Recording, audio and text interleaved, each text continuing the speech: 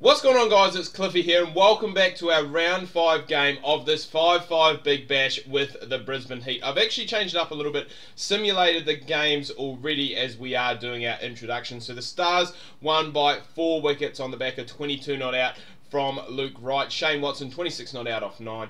The Scorchers, I think, got their first win of the season against the Renegades, winning by 26 runs. Sammy Whiteman, 38 not out of 15, carries on his incredible tournament. And finally, the Hurricanes maintain top spot with a 20 run, my God, I just can't speak today, win over the Sixers with Brendon McCullum, 29 not out off of just 12 deliveries. But we are taking on the Strikers here today, and a win would go a long way to us securing a top 4 spot, a semi-final spot. Do you think we can do it? Let me know down below in the comments. Without any further ado, let's go and get straight into the game. Right, so we're at Adelaide Oval, which was actually the match on New Year's Eve, the Strikers taking on the Heat. I'm pretty sure the Strikers absolutely cleaned up the Heat in that game. I've got their team basically bang on. Our team is slightly there. I do have Mitch Swepson in, so 2 leg spinners in the side. Can't quite remember who bats at number 7 for the Heat, so if someone can let me know in the comments would be very good. It is dusty, which is going to suit the spinners. However, I think we are just going to get one over out of them. The Strikers, I do have their lineup that they used from last night, so Michael Neeser in at number 7, so he will be, well, it'll be interesting to see how he does go. It is hard also in this 5-5 game because, you know, you only have 5 wickets, so you kind of just want to make sure that you've got basically your batters and then you have 5 bowling options. So the Strikers have won the toss. They're going to have a bat first, which is what, to be fair, I would have had a bowl first anyway. And the beautiful Adelaide Oval scoreboard looking absolutely mint. Alex Carey, 4 matches, just the 2 runs for him. And I think we're going to be opening up with Ben Cutting with the ball, who has 4 matches, 4 wickets, an average of 6.75, so you got to be happy with that. Let's go and get into it, see if we can try and grab ourselves an early one here, which would be the absolute perfect start, but instead it's going to be pushed out to Brendon McCullum for no run. Oh, that one there has flown away, would you believe?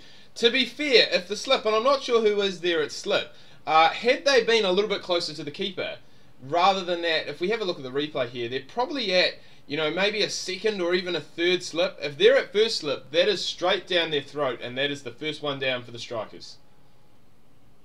Oh, this one here's cut away, up over the top of Brendon McCullum. That is going to be Carey's second 4 of the over, and the Strikers moving along quite nicely here. 8 runs with 1 ball left to go in the first over. Oh, catch that! Yes, surely that's carried.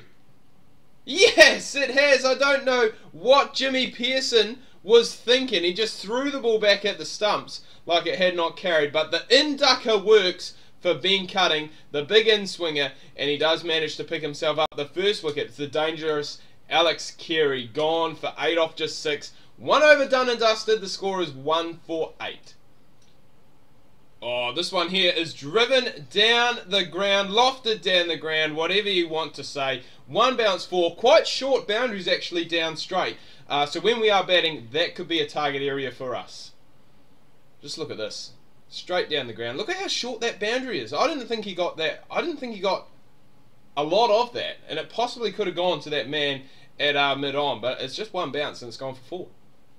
I have to get rid of 1 over of leg spin. So I am going to go with Yasir Shah here, and just try and hope that we can I don't know what it is with spin, but they just get absolutely taken to in this format.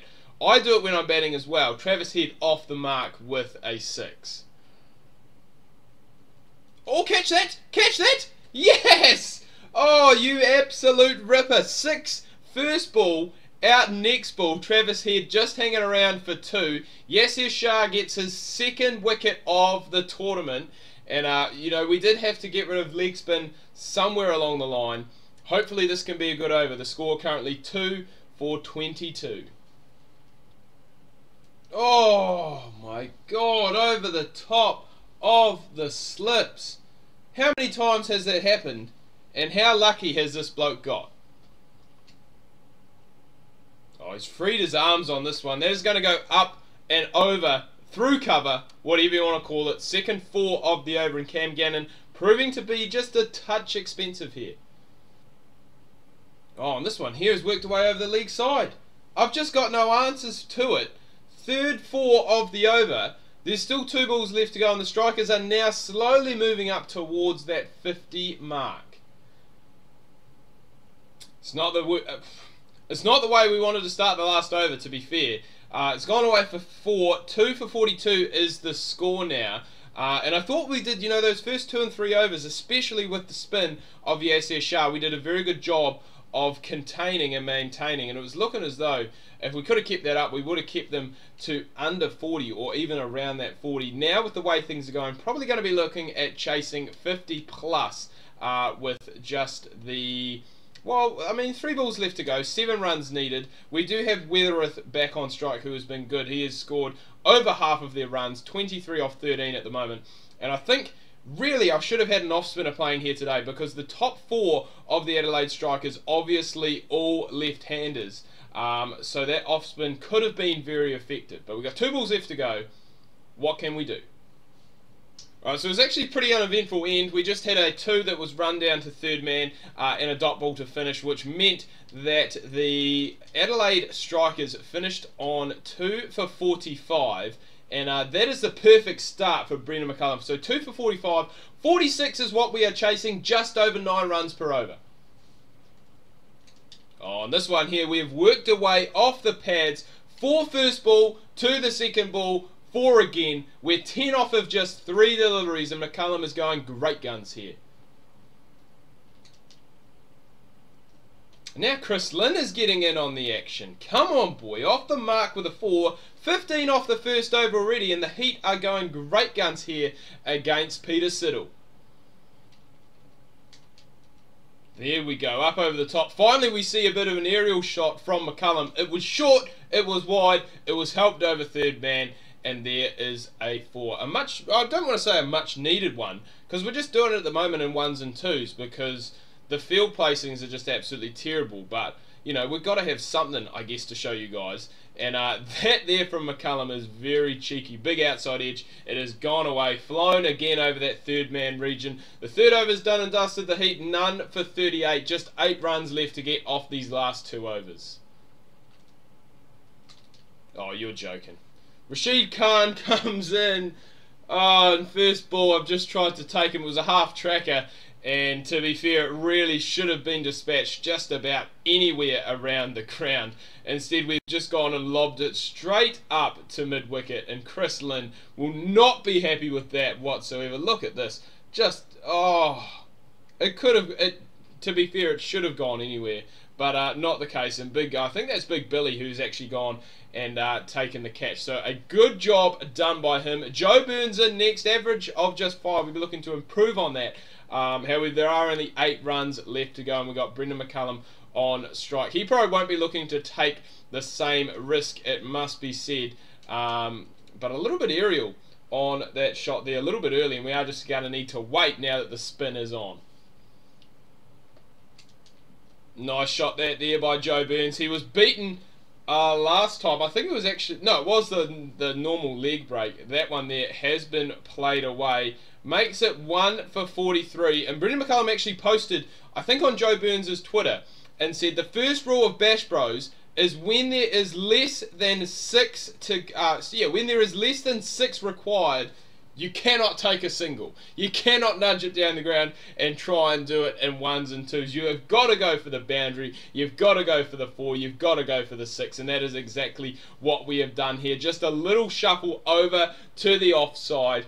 Got to the pitch of the ball and just waited. That is the key for spin. You do just have to go and wait. That is going to see us chase down the very modest total that was set by the Adelaide Strikers. That was on the back of a very good bowling performance as well. Brendon McCullum getting the Man of the Match award for his 24 not out off of just 11 overs. But as we can see, with our bowling, it was very good. Apart from Cam Gannon bowling in that 4th over, we even did well with Yasser Shah, the spinner. It was 2 for 24. after 3 overs. They did manage to get to 45. Again, that was because Cam Gannon was a little bit expensive, it must be said, going for 14 off that over. But Steckity doing what he's done all tournament, being economical, didn't pick up a wicket, but he has done the job anyway. And then McCullum and Lynn doing bulk of the work, and then Joe Burns 8 off 3 to close things out. A big win for the Brisbane Heat. That is going to help our net run rate. There are only 2 games left to go in the regular season, so we're actually going to go and have a look at the table,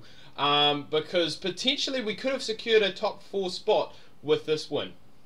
Alright, so taking a look at the ladder, things are pretty close at the top. We're just currently behind the Hurricanes by 0.01 in the net run rate stakes. We do have 8 points. We've got the Canes and the Stars up next in our last 2 round robin games. So I think if we can get at least, well, one of those 2 wins is probably going to see us do enough to secure that top 4 spot, just because of that run rate and how good it is. But a win in both would obviously see us take top spot. But I think if we can get a win next time around against the Hurricanes, we are going to be in a very good position to probably finish at top of the tree, it must be said, just due to that run rate and how we have won some games quite convincingly. But anyway, guys, I'm going to wrap things up here. Do hope you've enjoyed this video. If you have, remember to give this video a like, smash that thumbs up button. If you are new, please do subscribe. And until next time, thanks for watching. Ka kite anoa.